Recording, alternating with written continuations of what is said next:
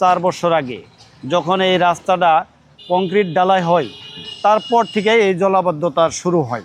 স্বাগতম সবাইকে অপরূপ টাঙ্গাইলের নতুন এপিসোড জনদুর্ভোগে। প্রিয় দর্শক, আমরা বর্তমানে যে জায়গাটিতে দাঁড়িয়ে আছি এটি টাঙ্গাইল জেলার সখীপুর থানার তক্তারচালা বাজার। আমরা এখন কথা বলবো তক্তারচালা বাজারের বণিক সমিতির সম্মানিত সভাপতি এবং সখীপুর উপজেলা যুবদলের যুগ্ম আহ্বায়ক নাজমুল হোসেনের সাথে। নাজমুল ভাই, আমরা জানি যে এই যে জলাবদ্ধতা এটা মোটামুটি প্রায় 1 বছর ওভার হয়ে গেছে এবং সম্প্রতি মাননীয় মন্ত্রী সাহেব এই এলাকা ভিজিট করেছেন। কিভাবে আশ্বস্ত করেছেন যে এটার কাজটা কিভাবে সমাধান করবে? সম্মানিত উপস্থিতি, সকলের প্রতি সালাম, আসসালামু আলাইকুম। আসলেই এই জলাবদ্ধতা আমার এই বাজারে বণিকের নির্বাচনের আগেই ছিল। প্রায় 4 বছর আগে যখন এই রাস্তাটা কংক্রিট ঢালাই হয় তারপর থেকে এই জলাবদ্ধতা শুরু হয়। তার আগে পানির নিচ দিয়ে একটা পাইপ ছিল, ওই পাইপটা এখন নষ্ট হয়ে গেছে। তো আমি গত নির্বাচনে আমি ইশতেহারে বলেছিলাম যে আমি সভাপতি হতে পারলে আমি এই পানি নিষ্কাশনের ব্যবস্থা করব। তো আল্লাহর রহমতে আমাদের সখীপুর বাসাইলে আলহাজ অ্যাডভোকেট আহমেদ আজম খান উনি এমপি হওয়ার পর উনি মন্ত্রী হয়েছেন। উনি মন্ত্রী হওয়ার পর আমাদের তক্তারচালা বাজারে আসেন। আমি ওই সময় অসুস্থ থাকি। অসুস্থ থাকা অবস্থায় আমি একটা টোকেন পাঠাই। টোকেনে লেখা থাকে তক্তারচালা বাজার উন্নয়ন প্রকল্পে এবং পানি নিষ্কাশনের। আমাদের মাননীয় মন্ত্রী মহোদয় আশ্বাস দিয়েছেন। গত 1 মাস আগে এই মসজিদে নামাজ পড়েও আশ্বাস দিয়ে গেছেন এই পানি নিষ্কাশনের দ্রুত গতিতেই নিষ্কাশন করে দিবে। উনি আমাদের বিএনপির সাধারণ সম্পাদক সুলতান আহমেদের প্রচেষ্টায়, আমার প্রচেষ্টায়, মাননীয় মন্ত্রী মহোদয়ের নির্দেশক্রমে আগামী অল্প কিছুদিনের ভিতরেই পানি নিষ্কাশন হবে ইনশাআল্লাহ।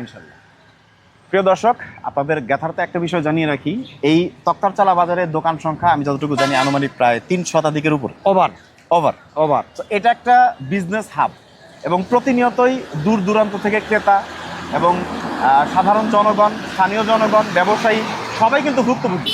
এই পানিটা হচ্ছে নর্দমার পানি এবং নর্দমা এবং পুকুরের পানি, বৃষ্টির পানি এক হয়ে প্রতিনিয়ত কিন্তু বেশ জলাবদ্ধতা তৈরি করে রাখে এখানে, এবং যেটা আসলে অস্বাস্থ্যকর পানি।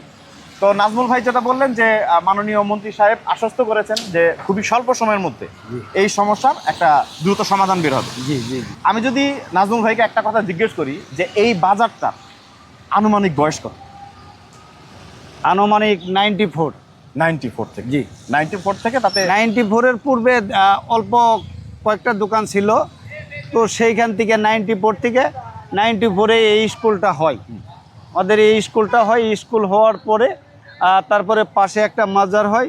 মাজার হওয়ার পরে বাজার বণিকের উদ্যোগে একটা মসজিদও আছে, মানসম্মত একটা মসজিদও আছে। এই বাজার বণিকের উদ্যোগেই মসজিদটা উন্নয়ন করা হয়েছে। এখন দোতলার কাজ শেষের দিকে।